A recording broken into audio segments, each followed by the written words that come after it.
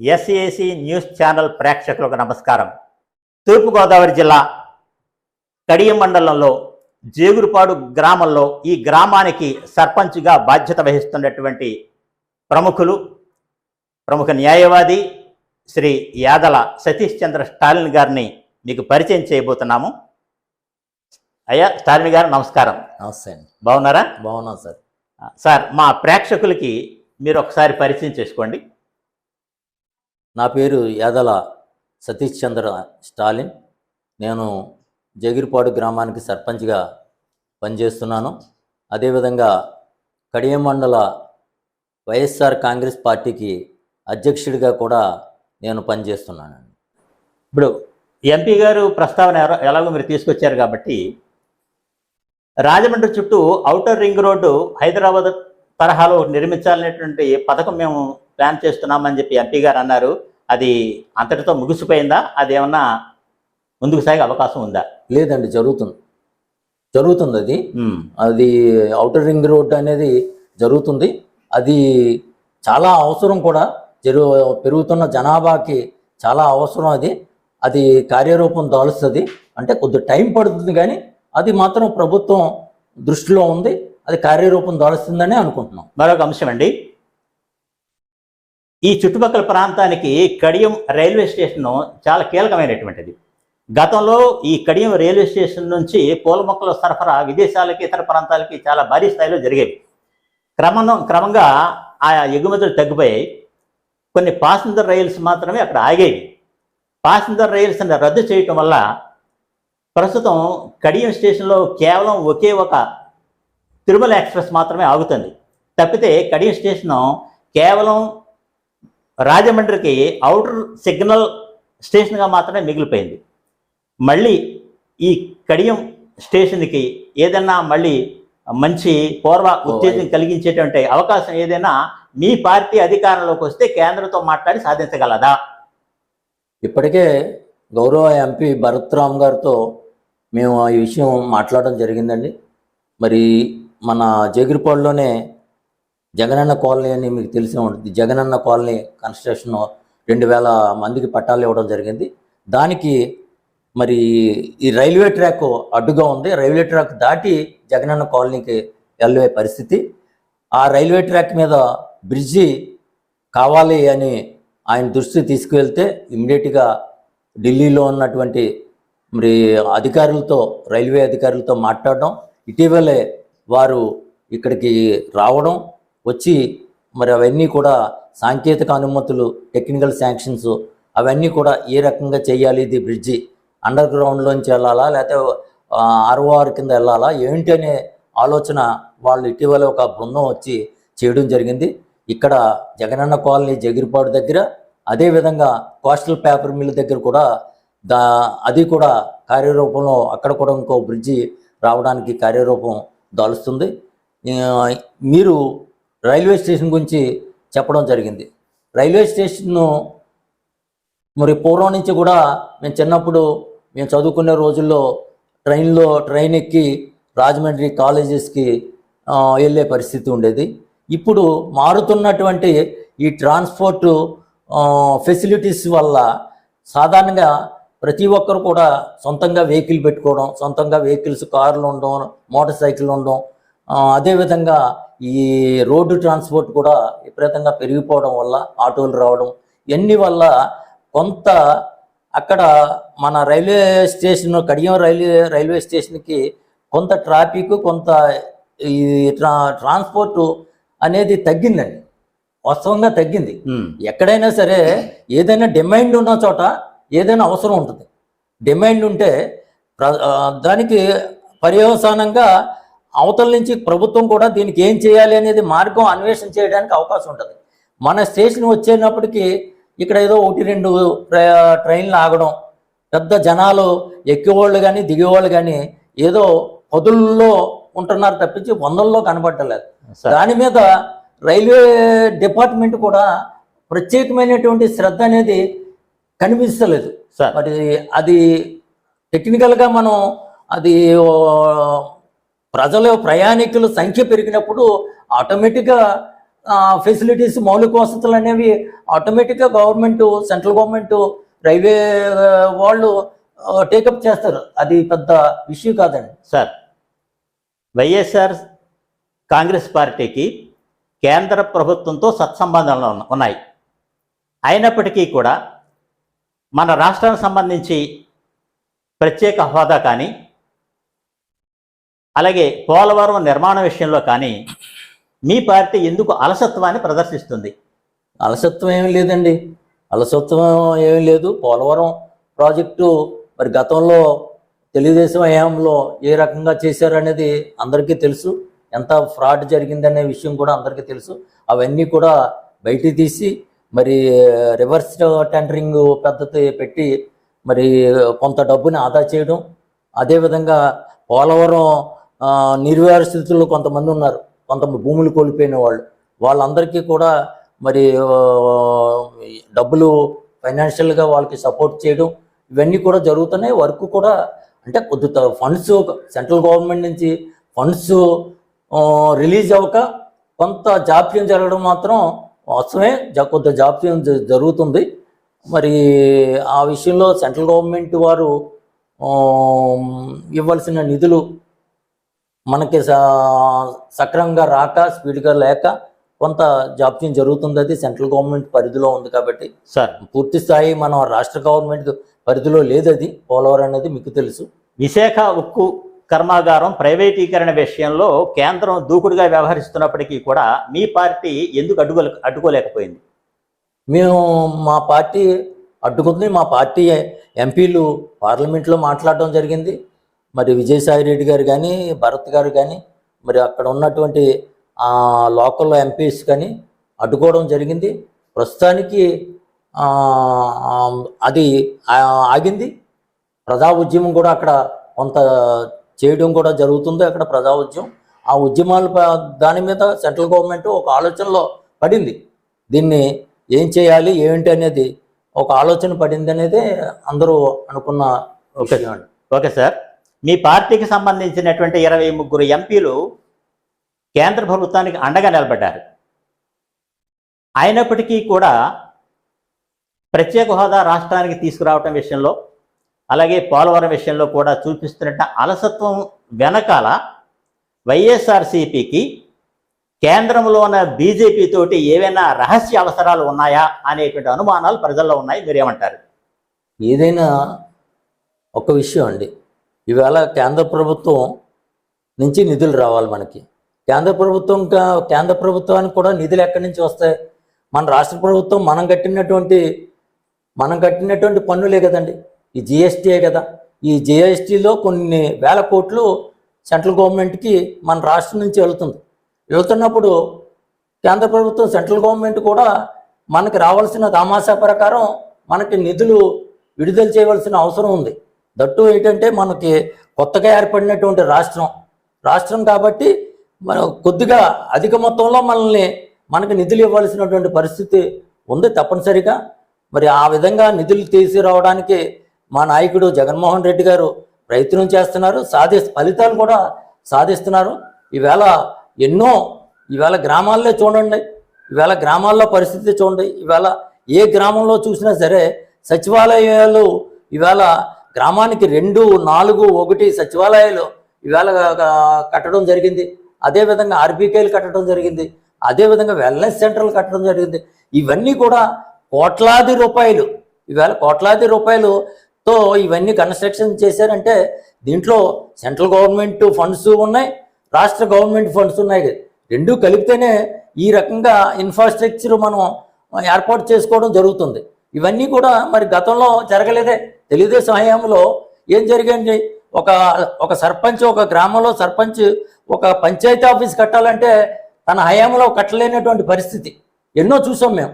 మరి అటువంటిది ఈవేళ ఏ చిన్న గ్రామంలో చూసుకున్నా సరే సచివాలయాలు 1కి 2 సచివాలయాలు, అదేవిధంగా ఈ ఇన్ఫ్రాస్ట్రక్చర్ అంతా కూడా ప్రతి గ్రామంలో ఉన్నటువంటి సంపదే కాకుండా గవర్నమెంట్ ప్రత్యేకంగా నిధులు కేటాయించి ఈవేళ ఇంత ఇన్ఫ్రాస్ట్రక్చర్ ఏర్పాటు చేస్తుందంటే మరి అది సెంట్రల్ గవర్నమెంట్ నుంచి స్టేట్ గవర్నమెంట్ తీసుకొచ్చిన మరి నిధులే కదండి.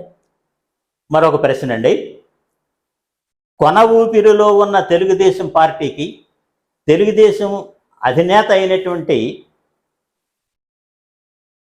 బాబు గారిని అరెస్ట్ చేయడం ద్వారా తెలుగుదేశం పార్టీకి పునరుజ్జీవనం ఇచ్చి వైఎస్ఆర్సీపీ తన ముప్పు తానే కొని తెచ్చుకుంది అనేటువంటి ఒక మాట బయట వినిపిస్తుంది. మీరేమంటారు?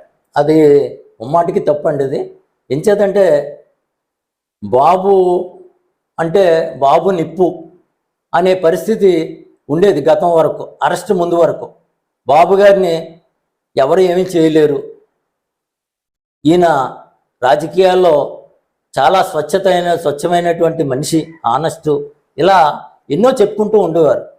మొన్న ఈ కేసులన్నీ కూడా బయటికి రావడంతో అతని బండారం అంతా కూడా బయటపడిపోయింది.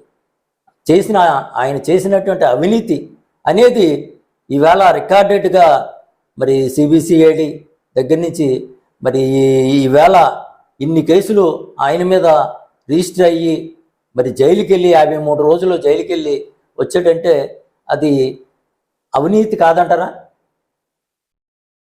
ఇవన్నీ కూడా ఏంటంటే వాళ్ళు మరుగున పెట్టడం కోసం ఈ బాబుని అన్యాయంగా జైలుకి పంపించారు, అన్యాయంగా జైలుకి పంపించింది కాబట్టి ఈ సానుభూతి అంతా మనకు వచ్చేస్తుంది అన్నీ. ఇవన్నీ కూడా వాళ్ళు తెలుగుదేశం వాళ్ళు మౌత్ పబ్లిసిటీ అంతే తప్పించి ప్రజల్లో అసలు ఎవరూ పట్టించుకోలేదు. బాబు 53 రోజులు జైల్లో ఉంటే ప్రజా ఉద్యమం ఎక్కడ వచ్చిందని చెప్పండి. ఎక్కడ ప్రజా ఉద్యమం వచ్చింది? ఎక్కడ ఎవరు టెంట్లు వేసి 10 రోజులు కూర్చున్నారు? ఎవరి పనులు వాళ్ళు చేసుకున్నారు. అంతే తప్పించి ఆ రోజు జరిగే ఇష్యూల్లో ఇదొక ఇష్యూ అని ప్రజలు ఎవరి మట్టుకు వాళ్ళు టేక్ ఇట్ ఈజీగా తీసుకున్నారు. దాన్ని ఒక పెద్ద విషయంగా ఎవరు కూడా పట్టించుకోలే.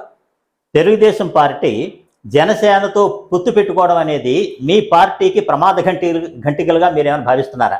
మాకు ఎట్టి పరిస్థితుల్లో ప్రమాద ఘటికగా మేము భావించడం లేదండి. మా నాయకుడు మొదటి నుంచి చెప్తున్నాడు, మేము సింగిల్గానే పోటీ చేస్తాం. మీ ఎన్ని పార్టీలు 10 పార్టీలతో రానివ్వండి, ఎన్ని పార్టీలు పెట్టుకున్నామండి, ఏదైనా సరే మేము సింగిల్గానే ప్రజల్లోకి వెళ్తాం.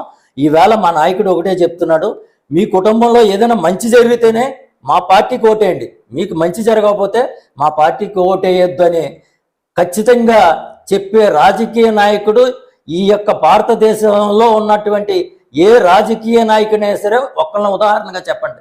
మీ కుటుంబానికి మంచి జరిగితే, నీకు మంచి జరిగితే నా పార్టీకి ఓటేయి, మా పార్టీకి ఓటేయి అనే చెప్పే దమ్మున్న నాయకుడు ఎవరైనా ఉన్నారంటే అది మరి జగన్మోహన్ రెడ్డి అనేది చెప్పొచ్చండి. మేము జగన్మోహన్ రెడ్డి గారి సోదరి షర్మిల గారు పిసిసి అధ్యక్షురాలిగా ఆంధ్రదేశంలో అడుగు పెట్టడం మీ పార్టీకి ఏమైనా నష్టాన్ని కలిగిస్తుందా? అది ఎట్టి పరిస్థితుల్లో మా పార్టీకి ఏ విధమైనటువంటి నష్టం లేదండి. ఆవిడ మొన్నటి వరకు మరి అన్నగారి కోసం పాదయాత్ర చేసి, అదేవిధంగా మరి మొన్నటి వరకు చంద్రబాబు నాయుడిని, అదేవిధంగా పవన్ కళ్యాణ్ గారిని గత ఎలక్షన్లో తిట్టి, ఈవేళ మరలా మా అన్న మంచోడు కాదు, లేకపోతే నన్ను ఇలా చేశాడు అలా చేశారు అని ఈవేళ మరి కాంగ్రెస్ పార్టీతో కుమ్మక్కై చేయడం అనేది ప్రజలందరూ కూడా గమనిస్తున్నారు. మహానుభావుడు మరి వైఎస్ రాజశేఖర రెడ్డి గారి మరి కూతురిగా మా అందరికీ గౌరవం ఉంది, కానీ ఆ గౌరవాన్ని ఆవిడ మరి పాడు చేసుకుంటున్నారు. మరి వెనకాల కొన్ని శక్తులు ఆవిడ్ని ఈ రకంగా మరి మన జగన్మోహన్ రెడ్డి గారిని ఏదో రకంగా ఇబ్బంది పెట్టాలనే ఉద్దేశంతోనే ఆవిడ్ని ప్రజల ముందుకి ప్రవేశపెట్టారనేది మా యొక్క అభిప్రాయం అండి. షర్మిల గారి ప్రవేశం దగ్గర నుంచి రాష్ట్రంలో ఒక కొత్త మాట ఒకటి వినిపిస్తుంది. జనసేన అధినేత పవన్ కళ్యాణ్ గారు ప్రభుత్వ వ్యతిరేక ఓటు చీలకుండా ఉండడం కోసం ప్రతిపక్షాలన్నింటినీ సమైక్యం చేస్తూ ఉన్నది.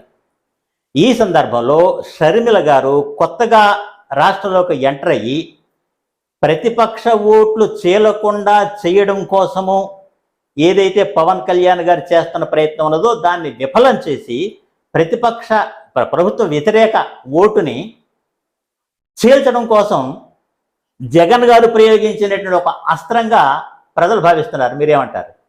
లేదండి, అవి ముమ్మటికి అది తప్పు. ఎంచేతంటే ఇటీవల కాలం ఆవిడ ప్రసంగాలు చూస్తుంటే జగన్మోహన్ రెడ్డి గారు అన్నగారిని వ్యక్తిగతంగా కూడా ఆవిడ విమర్శిస్తున్నారు. అంటే రాజకీయ విమర్శ వేరు, వ్యక్తిగత విమర్శ వేరు. మరి ఎవరన్నా ప్రొవోకేట్ చేసి ఆ రకంగా చేస్తారంటే అది రాజకీయ విమర్శల వరకే వెళ్తాయి, అంతే తప్పించి వ్యక్తిగత విమర్శల వరకు రావు. కానీ మరి ఆవిడకున్న ఇబ్బందులు ఎలా ఉన్నాయో ఏమిటో చెప్పలేము. కానీ ఆవిడని మాత్రం రాజకీయ పార్టీలు, మన రాష్ట్రంలో ఉన్నటువంటి రాజకీయ పార్టీలు కొంత ప్రలోభ పెట్టి ప్రజలకి విషం చిమ్మే విధంగా ఆవిడ్ని ముందుకు గెంటుతున్న పరిస్థితి ఇవాళ ప్రజలందరూ కూడా గమనిస్తున్నారండి. మీరు ప్రస్తుతం సర్పంచ్గా జగురుపాడు గ్రామానికి సర్పంచ్గా మీరు బాధ్యత వహిస్తున్నారు. వైఎస్ఆర్సిపి పార్టీకి మీరు సహకరించడం ద్వారా మీరు కూడా ఏదైనా ఒక కొత్త పొజిషన్ని లేదా కొత్త పదవిని పార్టీలో లేదా ప్రభుత్వంలో ఆశిస్తున్నారా? ఆశ అనేది ప్రతి ఒక్కరికి, మానవుడికి ప్రతి ఒక్కరికి కూడా ఆశ ఉంటుందండి. ఈవేళ ఎమ్మెల్యే చేసి కూడా నేను మినిస్టర్ అవ్వాలని ఆశ ఉంటుంది. అలా ప్రతి ఒక్కరికి ఆశ ఉంటుంది. కార్యకర్త నేను నాయకుడు అవ్వాలని ఆశ ఉంటుంది. అలాగే నేను 30 సంవత్సరాల నుంచి మరి రాజకీయంలో ఉన్నాను. గతంలో కాంగ్రెస్ పార్టీలో ఉన్నాను. తదుపరి వైఎస్ఆర్ కాంగ్రెస్ పార్టీలోకి రావడం జరిగింది. మరి వైఎస్ఆర్ కాంగ్రెస్ పార్టీలో వచ్చిన తర్వాత సీనియర్ లీడర్గా ఈ కాన్స్టిట్యున్సీలో మరి జెండా మార్చకుండా గతం నుంచి కూడా పార్టీలో ఉన్నాను. మరి ఇటీవల వచ్చినటువంటి కొంతమంది రకరకాల కొంత పదవులు తీసుకోవడం జరుగుతుంది. అది పాత వాళ్ళు, సీనియర్స్ అయిన మాలాంటి వాళ్ళకి కొంత బాధాకరమైన విషయం అయినా అది ల్యాబింగ్ కూడా ఉండాలి. మన గురించి పైన అధిష్టానానికి చెప్పే ల్యాబింగ్ చేసే నాయకులు ఉండాలి. గతంలో రాజశేఖర్ రెడ్డి గారి హయాంలో అయితే మాలాంటి నాయకుల్ని ఎక్స్పోజ్ చేసి ప్లేస్మెంట్ చూపించేవారు గతంలో. ఇప్పుడున్నటువంటి నాయకత్వం ఏమైందంటే ఎవరి పాళ్ళు చూసుకుంటున్నారు తప్పించి మాలాంటి నాయకుల్ని పై స్థాయికి ఎక్స్పోజ్ చేసి మమ్మల్ని ప్రొటెక్ట్ చేసే పరిస్థితి ఈ సందర్భంగా ఒక ప్రశ్న లేదండి. అది బాధాకరమే. మీరు పార్టీకి అంకితభావంతో పనిచేస్తూ ఉన్నారు. ఇసుక విధానం గురించి ఒక ప్రశ్న వేయాలనుకుంటున్నాను. ఇసుక అక్రమ రవాణా గురించి ఒకసారి మీరు గొంతెత్తి మాట్లాడితే మీ పార్టీ వాళ్ళే మీ మీద కేసు పెట్టారు. ఏ విధంగా మీరు ఫీల్ అయ్యారు?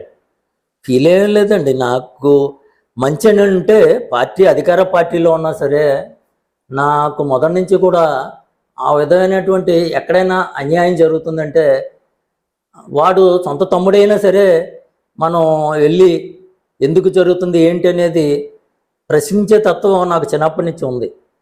అధికార పార్టీలో వైఎస్ఆర్ కాంగ్రెస్ పార్టీలో మండల స్థాయి లీడర్ అయినా మన దగ్గర ఉన్నటువంటి ఇసుక ర్యాంపులో అన్యాయం జరుగుతుందని వెళ్ళి అక్కడికి 3-4 దఫాలు అక్కడికి ర్యాంప్ దగ్గరికి వెళ్ళి అక్కడ ధర్నా చేయడం, వాళ్ళని నిలదీయడం అది జరిగిందండి. ఇది క్షేత్రస్థాయిలో లోపాలు ఉన్నాయి.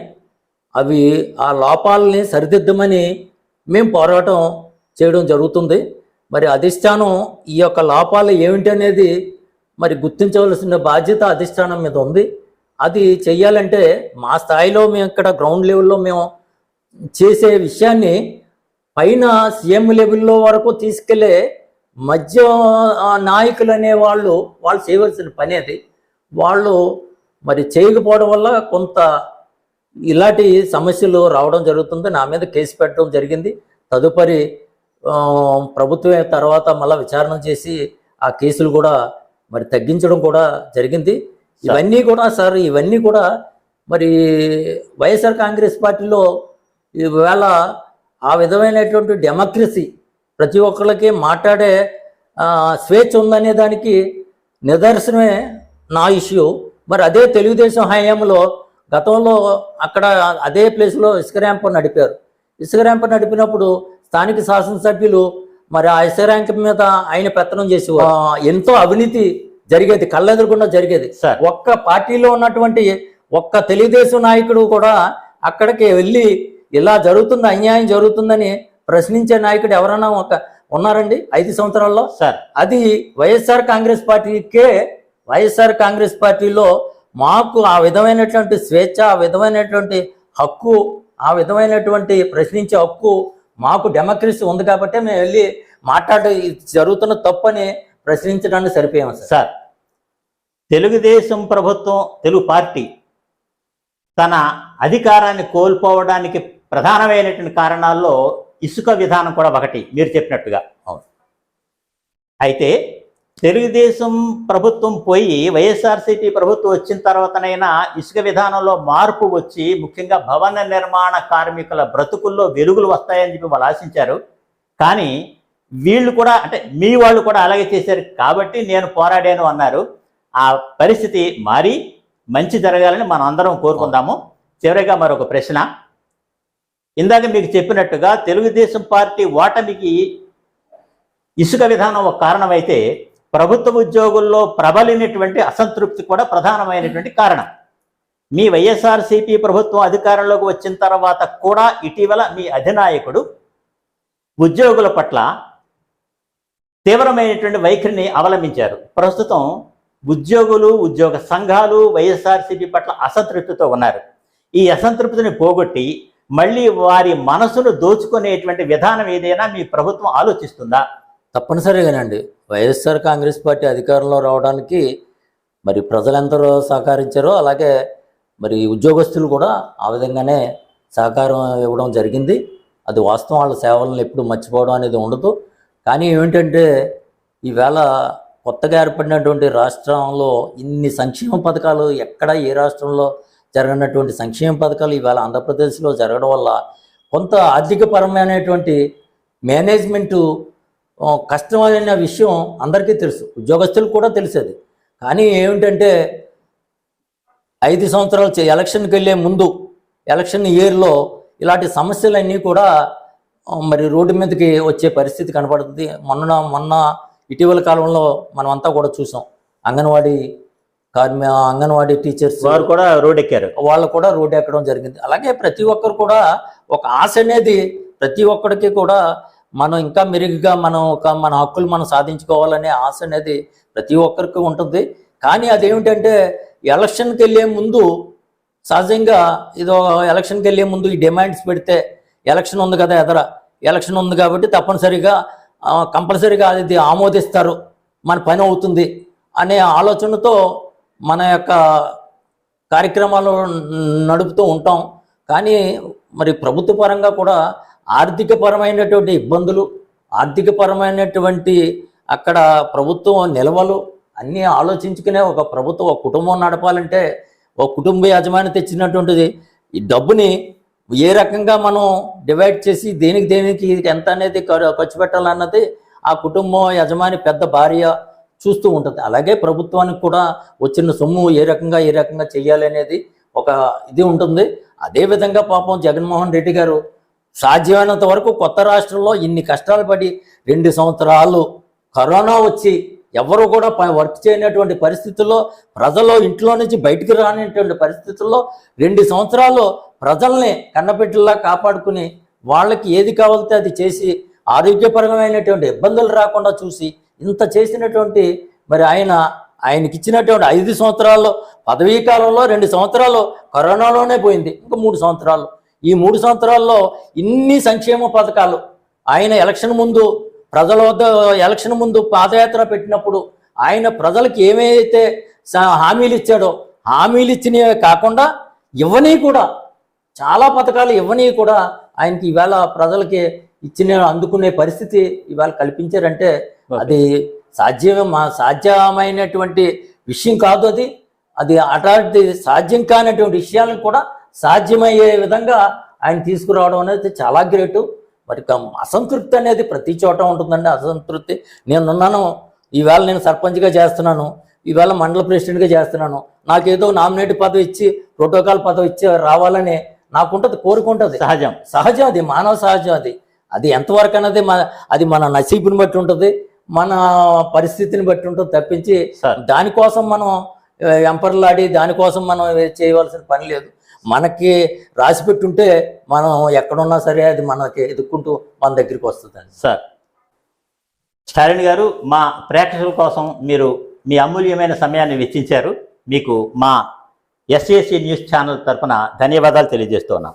నమస్తే సార్. తప్పనిసరిగా సీనియర్ మీరు చాలా చక్కగా మీరు ప్రశ్నలు అడిగారు, చాలా థ్యాంక్స్ అండి. అదేవిధంగా పాఠకులకు కూడా మరి ఎస్ఏసి ఛానల్ తరఫున ధన్యవాదాలు తెలియజేస్తాను.